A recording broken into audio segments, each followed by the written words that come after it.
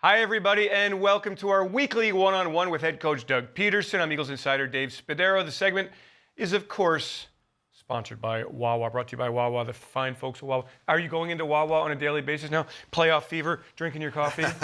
I am. I'm actually still going to get my gas in the mornings and stop into Wawa. I just stay in my car, though. I actually thought about that. I got gas this morning. I thought, how does Doug and Carson, do they actually go fill up their tanks with gas?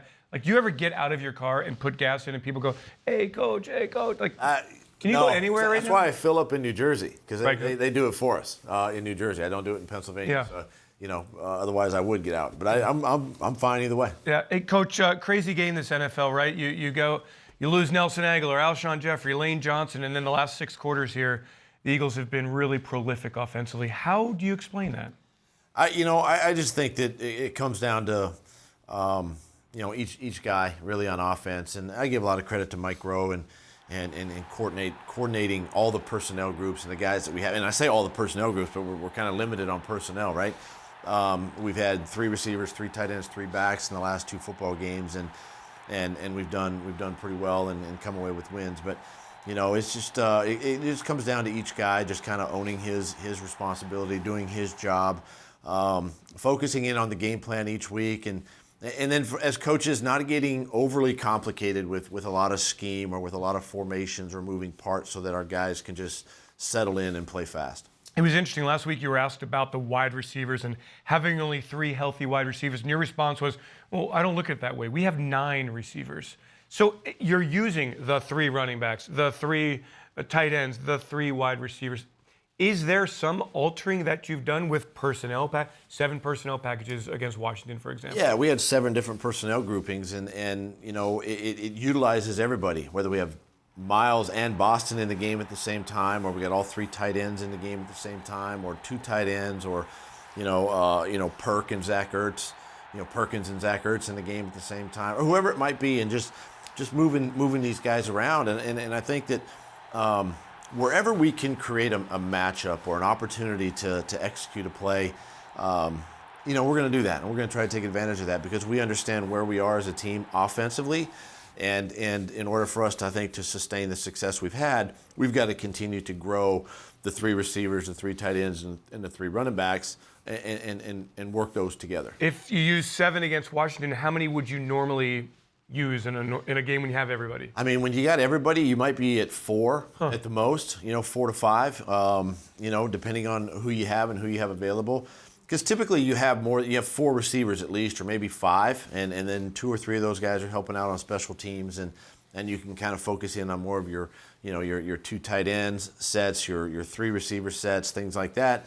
But in our case, we're having to get a little more creative, just because we're down on bodies. Which does what to the defense? An element of uncertainty, surprise, anything? Well, a little bit of all that. And again, wherever we can create a matchup, whether it be one of our backs on a linebacker, or a tight end maybe on a safety, or a linebacker, especially when you put 3 tight ends out there, there's going to be a matchup somewhere, and then we just have to coach our quarterback Carson to find that guy, to find that matchup, and try to utilize that to our advantage. So, being creative that way has helped us. Also being creative a little bit with play design and moving these pieces around, to help us win these games. Has it made you a better head coach, and has made you a better game day guy?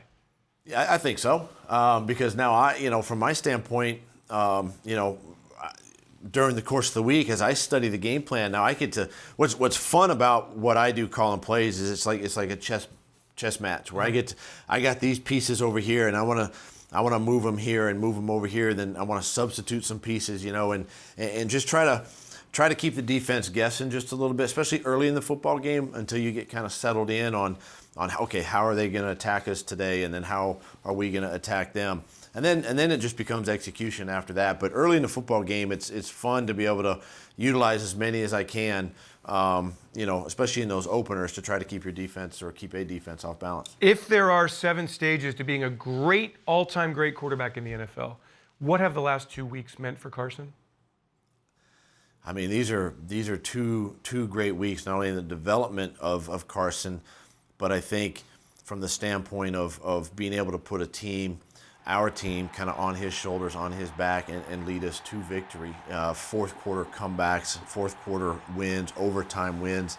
These are all things that quarterbacks, especially the elite quarterbacks in our league, get measured by. One is obviously Super Bowl wins, and then two would be these, in my opinion, would be like these fourth quarter comebacks, and how important that is to be able to put the team on your back and say, hey, I'm going to get the job done. And he's been able to do that now these last couple of weeks, and that's a great step in the growth and the development of a young quarterback. Yeah, because Carson always is a super confident guy, right?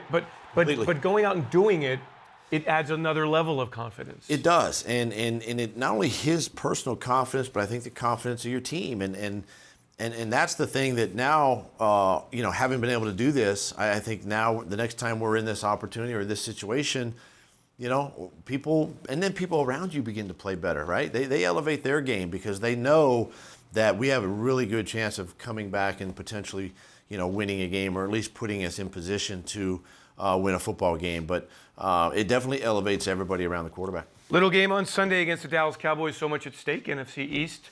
Is there? What does Dallas week in general mean to you?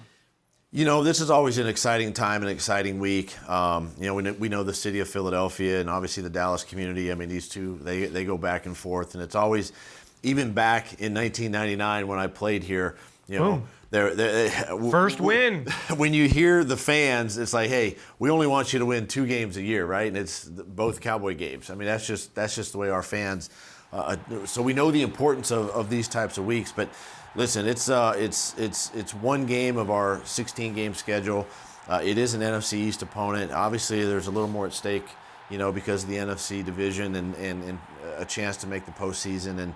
But we can't look to Sunday right now. We gotta stay focused on our process and have a great week of preparation and study and get some guys healthy and then go play at the Link on Sunday afternoon. Don't say anything. I will announce at the end of this segment here, but I ask you, 1999, Andy Reid, the head coach, Doug Pederson, the quarterback, touchdown pass to what wide receiver to beat the Dallas Cowboys for the first win in the Andy Reid era and the first win in the Doug Pederson quarterback Eagles era?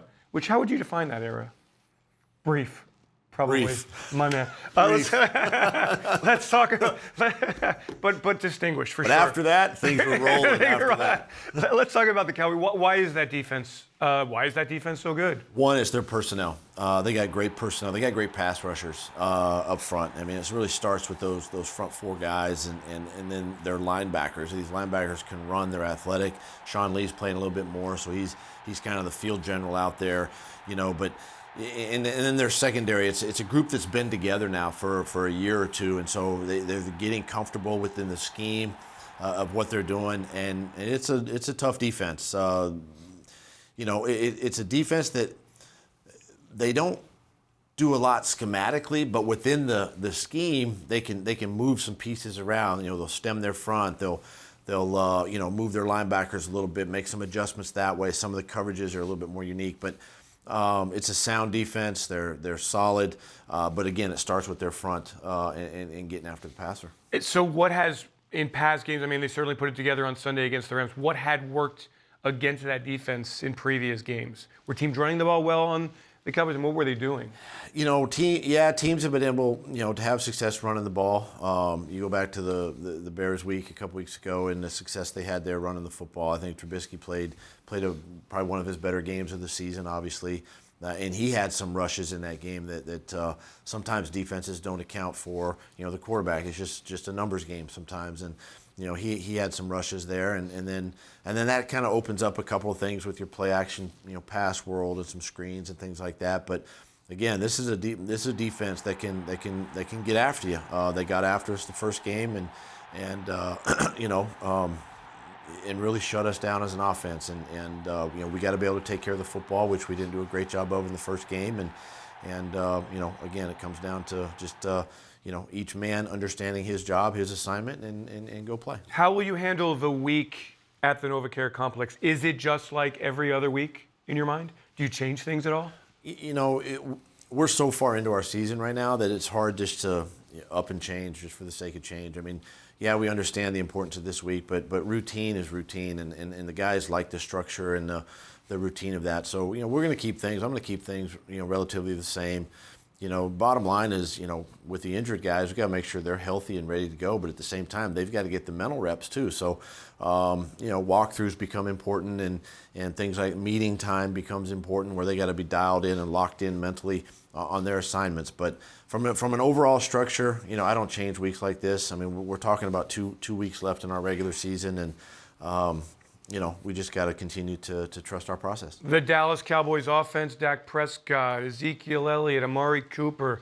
That's a pretty darn good 1-2-3 punch. That's a really good dynamic punch, and we know Zeke, and if he gets hot and starts running the football, and it just opens up so much more for Dak in the play action pass, and Amari's a tough receiver, and he's creative and can get open, and whether you're playing zone or man, he's that type of receiver. And so again, it's defense has got their hands full. Obviously the ability to stop the run and stop it, right away in the game, and then just continue to do that for 60 minutes. So again, it starts in practice. I talk to the guys all the time about that. I mean, if you're going to win a game on Sunday, it starts on your Tuesday, Wednesday, Thursday, Friday, Saturday prep, and we got to have a good week of preparation. Are you steeped in history, Eagles, Cowboys, like 2008? If I say that to any Eagles fan, they know 2008. It doesn't.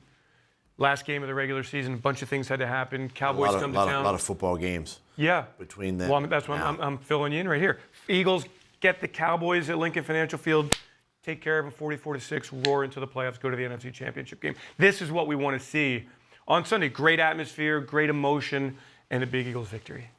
I think it's going to be a great atmosphere. Yeah, it's going to be awesome. I mean, our fans are going to be jazzed. I'm looking forward to our crowd and coming out of that tunnel and seeing everybody in the seats, right before kickoff, and making it loud for them. And that's what our players feed off of, right? The energy of the crowd, and it's going to be an electric atmosphere. So 1999, Eagles Cowboys Veterans Stadium. Doug Pederson throws the ball to what wide receiver? Charles Johnson. Touchdown. What was the play call? Do you recall? I think it was Fox 2 week Z Dagger. Okay. I believe it was a play on a clear route, I believe, down the middle. They Perfectly delivered football. Zero blitzed us and threw it over the top, and if I remember correctly, and he made the catch and bailed me out and made the touchdown. Did you get a game ball for that? I don't think so. What? I don't think so. I know you were jumping down the field like you were 14 years old. It was fantastic. Yeah. Oh, it's great. Congratulations on that one, Coach. Belated congratulations on that. It meant a lot to us. It's overdue. Good luck. Good luck on Sunday against the Dallas Cowboys. Doug Pederson, Dave Spadaro, our weekly one-on-one presented by Wawa. Thanks for joining.